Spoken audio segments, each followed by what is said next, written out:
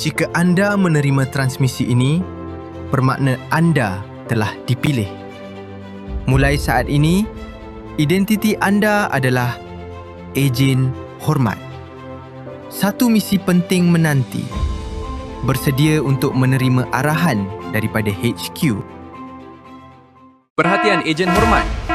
Sistem pengesanan adab telah mengesan penurunan nilai hormat dalam kalangan warga sekolah. Anda telah dipilih untuk mengaktifkan semula misi khas Operasi Ejen Hormat. Terdapat 3 misi yang mesti diselesaikan. Setiap misi memerlukan tindakan, bukan sekadar kata-kata. Misi diterima. Jom siasat. Misi pertama, hormat kepada rakan. Pulangkan setiap barang yang dipinjam. Amanah bukan dinilai pada nilai barang tetapi pada kejujuran diri. Weh, boleh tak aku nak pergi pasal kau jap? Boleh, tapi awak jangan lupa pulangkan tau. Yelah. 5 minutes later.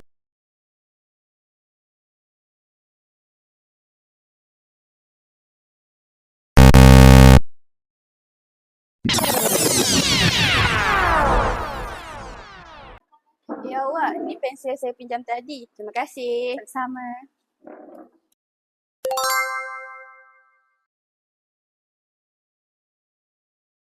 Meminjam menunjukkan kita memerlukan bantuan. Betul tu Encik Dia. Memulangkan pula menunjukkan kita menghargai kepercayaan rakan. Misi berjaya.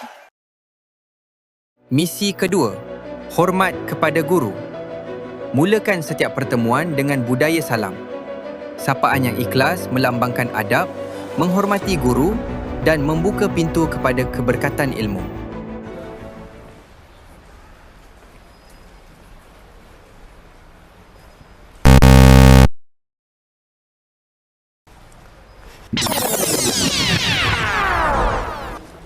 Assalamualaikum cikgu. Salam. Memberi salam hanya mengambil masa beberapa saat. Tetapi mampu mengembirakan hati seseorang sepanjang hari. Misi berjaya. Misi ketiga, hormat kepada staf sokongan sekolah. Hargai jasa mereka dengan menjaga kebersihan sekolah. Buang sampah ke dalam tong dan tinggalkan setiap ruang lebih bersih daripada sebelumnya.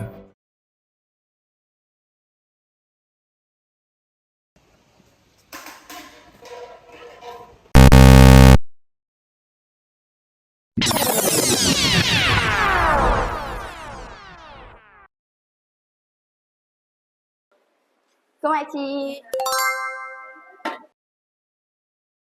Menghormati bukan sekadar melalui kata-kata. Tetapi melalui tindakan. Misi berjaya. Sekian dari kami, kru TV PSS SMK Sulaiman. Jumpa lagi di misi seterusnya.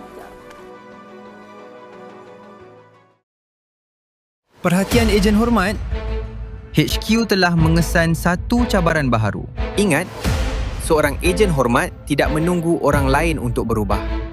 Seorang ejen hormat memulakan perubahan. Status misi diaktifkan. Kalau begitu, misi ejen hormat Bermula sekarang.